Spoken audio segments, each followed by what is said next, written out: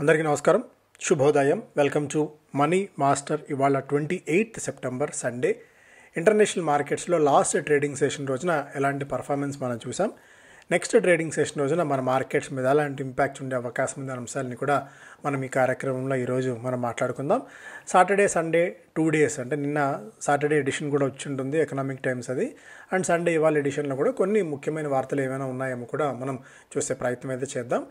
Last trading session రోజున American మార్కెట్స్లో మనకు Nikkei almost 0.9%, Nifty almost 1%, Hong Kong 1.35, Shanghai కూడా 0.5% పైగా నష్టాలతో అయితే ముగిశాయి. అండ్ అమెరికన్ మార్కెట్స్లో లాస్ట్ ట్రేడింగ్ సెషన్ రోజున నాస్డాక్, S&P 500, డౌ జోన్స్ అన్నీ కూడా 0.5% పైగా లాభాలతో అయితే ముగిశాయి.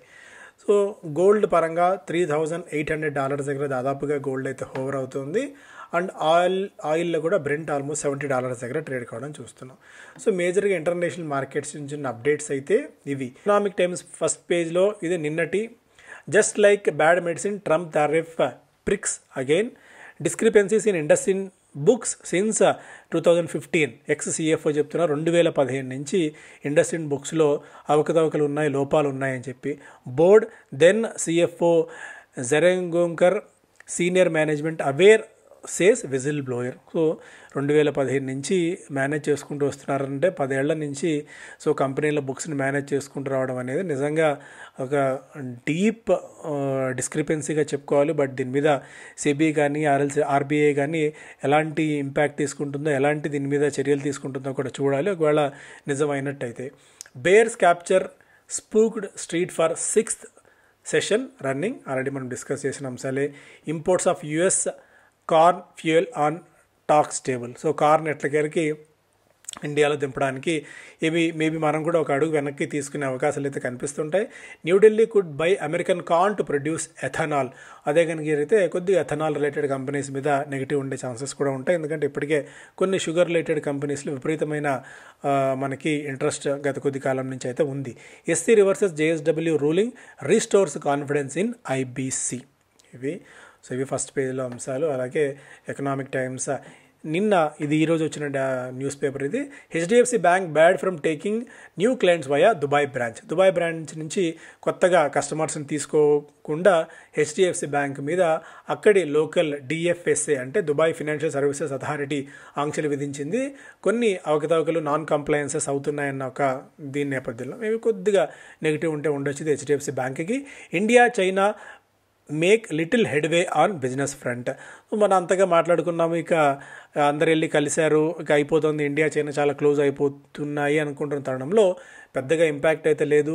Delay in rare earth shipments, restrictions related to press note 3, BASS clearance అవన్నీ కూడా కొద్దిగా ఇంకా స్టిల్ అలాంటి మోడ్లోనే ఉన్నాయి. కేవలం మాటల వరకే పరిమితం అయ్యాం, కానీ మనమైన వాళ్ళమైన బిజినెస్ ఫ్రంట్లో మాత్రం పెద్దగా వర్కౌట్ ఆన్ గ్రౌండ్ కనిపించట్లేదు అనేది కూడా ఒక update. Tides turning for a Maruti moment with $8 billion maritime push. So maritime ఈ లాజిస్టిక్స్ అనేది రాబోయే రోజుల్లో చాలా పెద్ద ఇంపాక్ట్ చూపించే అవకాశం ఉంది. గతంలో ఎలా అయితే మారుతి ఇండియాలోకి అడుగుపెట్టినప్పుడు ఒక ఆటోమొబైల్ రెవల్యూషన్ తీసుకొచ్చిందో 1980sలో, ఇప్పుడు షిప్ బిల్డింగ్ ఇండస్ట్రీలో కూడా దాదాపు 70,000 కోట్ల రూపాయల మేర ఈ ప్యాకేజ్ అనౌన్స్ చేయడాన్ని బట్టి చూస్తే డొమెస్టిక్ షిప్పింగ్లో మనది చాలా చాలా చాలా మినిస్క్యూల్ వాటా, మేబీ 0.6 ఆర్ బిలో 1% దాకా ఉంది మనకి. సో ఈ పాయింట్ ఆఫ్ టైంలో మరింతగా షిప్ బిల్డింగ్ ఇక్కడ చేసి మ్యారిటైమ్ని మరింతగా స్ట్రెంథన్ చేసి లాజిస్టిక్స్ని మరింతగా స్ట్రెంథన్ చేయాలని చెప్పి ప్రభుత్వం అనుకుంటున్న తరుణంలో దీనికోసం ఇన్ని 70,000 కోట్ల రూపాయల మేర రాయితీలు, ప్రోత్సాహకాలు ఇవ్వాలని చెప్పి ప్రభుత్వం అనుకుంటున్న తరుణంలో ఇది చాలా పెద్ద ఒక రెవల్యూషనరీ చేంజ్ తీసుకొచ్చే అవకాశం ఉంది. The plan which includes A maritime development fund and revamped ship building assistance also invites south Korea and Japanese ship builders to establish operations in India. So కొత్త వెజల్స్ తయారు చేయడము, ఉన్న వెజల్స్లో మార్పులు, ఇక్కడ డెక్స్ నిర్మాణం, ఇవన్నీ కూడా చాలా పెద్ద బిజినెస్గా అయితే మారబోతోంది. సో అందువల్ల ఈ రిలేటెడ్ స్టాక్స్ని కొద్దిగా మనం రాడార్లో పెట్టుకొని ఉంచుకోవడం అయితే మంచిది. సో ఇవన్నీ కూడా ఫస్ట్ పేజ్లో. ఇంతకుముందే మాట్లాడుకున్నాడు generics left untouched but the swords hanging over it. జెనరిక్స్ని పెద్దగా టచ్ చేయకపోయినప్పటికీ కూడా ఆ భయం అయితే స్టిల్ ఇంకా ఉంది. ఎందుకంటే క్లాసిఫికేషన్ అంటే ఇంటర్ప్రిటేషన్ ఆఫ్ వర్డ్స్ అనేది మేజర్గా ఉంటుంది. ఏదన్నా ఉంటే సన్ఫార్మా ఫస్ట్ హిట్ తీసుకునే అవకాశం ఉంది మేజర్గా. ఎందుకంటే సన్ఫార్మా ఒకటే the 100% tariffs on imports of branded medicine announced by US may have an impact on the financials of Sun Pharma. So majority of the pharma అనలిస్టులు అందరూ కూడా దీని గురించి భావిస్తున్నారు. Sun Pharma's global specialty sales stood at $1216 million at the end of FY25. So ఓవరాల్గా సేల్స్లో 20% US నుంచి సన్ఫార్మాకి వస్తుంది కాబట్టి ఆ 20% సేల్స్ మీద ఇంపాక్ట్ అయితే గట్టిగా ఉండవచ్చు అని చెప్పి ఫార్మా ఇండెక్స్ 2% మేర లాస్ట్ ట్రేడింగ్ సెషన్ రోజున పతనమైంది. ఓవరాల్గా ఒక ఎగ్జాగరేషన్ అంటే ఒక సెంటిమెంట్ని డ్యాంపెన్ చేసే ఇది తప్ప, అంటే నిజంగా గ్రౌండ్ రియాలిటీ ఎంతవరకు ఏ కంపెనీ మీద ఇంపాక్ట్ ఉంటుంది అన్నది అంత ఈజీగా జస్ట్ డెసిషన్ రాగానే అది తెలుసుకోలేం. ఇది ఎందుకంటే చాలా ఇఫ్స్ అండ్ బట్స్ ముడిపడి ఉంటాయి కాబట్టి ఈవెన్ ఫార్మాలో ఉన్న వాళ్ళే కంపెనీస్ రన్ చేస్తున్న వాళ్ళే దీని ఇంపాక్ట్ ఎలా ఉంటుందని అర్థం చేసుకోలేని పరిస్థితుల్లో యాజ్ అ మార్కెట్ అవుట్ సైడర్గా మనం ఇంత ఈజీగా న్యూయాన్సెస్ను చదవకుండా డెసిషన్ తీసుకోవడం అనేది కరెక్ట్ అయిన డెసిషన్ కాకపోవచ్చు. సో నీజర్క్ రియాక్షన్ వల్ల మార్కెట్స్ ఓవర్గా రియాక్ట్ అయితే అయ్యాయి. ఏదైనా కరెక్షన్స్ వచ్చినప్పుడు స్టిల్ మంచి ఆపర్చునిటీ అవుతుంది ఇండియన్ ఫార్మా కంపెనీస్లో ఇన్వెస్ట్ చేసే విధంగా. Among Indian companies only Sun Pharma has sizable sales. HSBC report కూడా అదే. Except Sun Pharma no major pharma company is currently has meaningful exposure to the patented and branded drugs market in the US.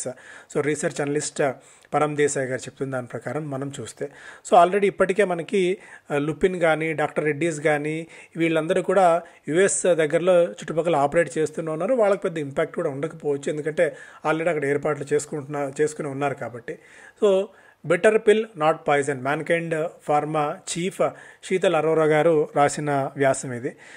So ఆయన అంచనాల ప్రకారం కూడా అనుకున్న దానికంటే మనం ఎక్కువగా భావిస్తున్నాం, భయపడుతున్నాం తప్ప మేజర్గా although technically generics biosimilars that mimic complicated biological medicines are frequently sold under brand names. So ఇవి కూడా బ్రాండ్ నేమ్స్ కింద అమ్మినప్పటికీ కూడా స్టిల్ అంత మనం భయపడాల్సిన పని అయితే అంతగా కనిపించట్లేదు అనేది శీతల్ అరోరా గారు చెప్తున్నమాట. బట్ ఏదైనా సరే ఒక క్లారిటీ ఎమర్జ్ అవ్వాలంటే మేబీ కొద్దిగా వెయిట్ చేయడం మంచిది.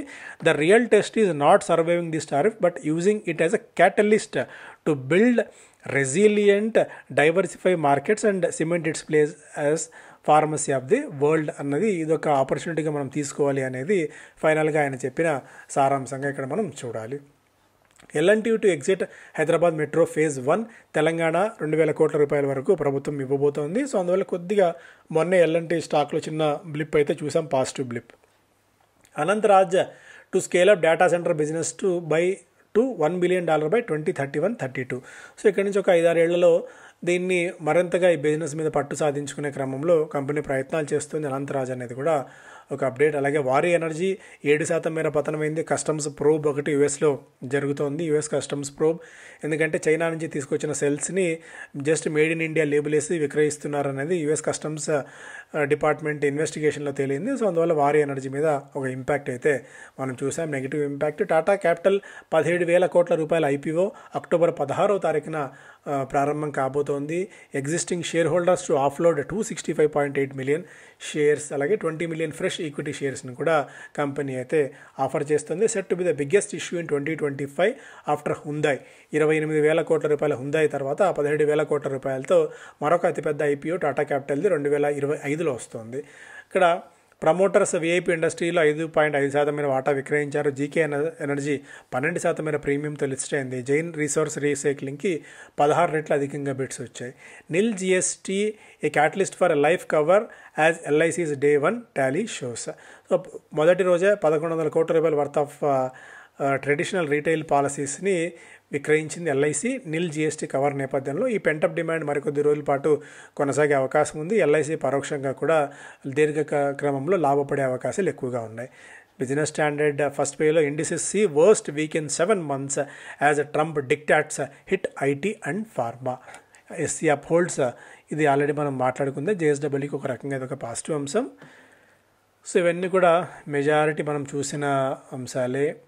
Kalyani ties up with BEML Data Patterns for AMCA stealth jet K.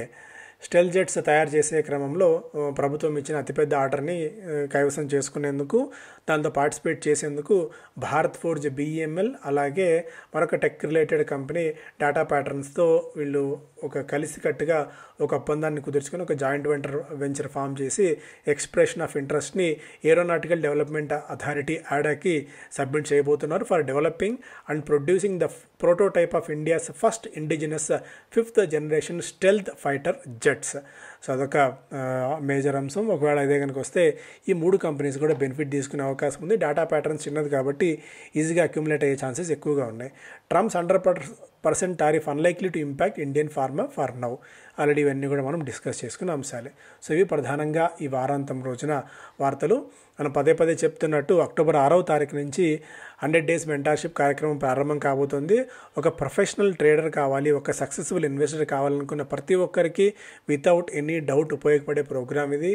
So intraday basic నుంచి అసలు వెరీ బేసిక్, అసలు స్టాక్ మార్కెట్ అంటే ఏంటి, ఇది ఎలా వర్క్ చేస్తుంది, BSE ఏంటి, NSE ఏంటి, ఆర్డర్స్ ఎలా ప్లేస్ చేయాలి, స్టాప్ లాస్ ఆర్డర్స్ ఎలా పెట్టాలన్న ప్రాథమికమైన అంశాల నుంచి ఒక ప్రొఫెషనల్ ట్రేడర్ ఎలా అయితే హెడ్జింగ్ మెకానిజం పెట్టుకొని ట్రేడ్ చేస్తారో F&O వరకు మీరు ఈ 4 నెలల కార్యక్రమంలో చాలా అంశాలను మీరు నేర్చుకుంటారు. రెగ్యులర్ ప్రాక్టీస్ కనుక చేసుకుంటూ మెంటార్ మీకు అందుబాటులో ఉండడం వల్ల మీకు చాలా సబ్జెక్ట్ నేర్చుకునే అవకాశం ఉంటుంది. కేవలం 4 నెలలనే కాదు, తర్వాత మీరు ఎప్పుడైనా సరే ఆర్పి గారిని కాంటాక్ట్ చేసే అవకాశం ఉంటుంది, మీకు ఇంకా ఎలాంటి డౌట్స్ ఉన్నా కూడా. సో అందువల్ల ఒక తక్కువ అమౌంట్తో ఒక మెంటార్ మీ దగ్గరుండి మీకు నేర్పించే అవకాశం కేవలం ఈ కార్యక్రమం మాత్రమే ఉంది. 4 సంవత్సరాలుగా ఈ కార్యక్రమం సక్సెస్ఫుల్గా రన్ అవుతుంది కాబట్టి ఏమాత్రం ఆసక్తి ఉన్నా ఈ నెంబర్కి ఫోన్ చేసి మీరు మరిన్ని వివరాలు తెలుసుకొని ఎన్రోల్ అయ్యే ప్రయత్నం అయితే చేయండి. Thank you so much.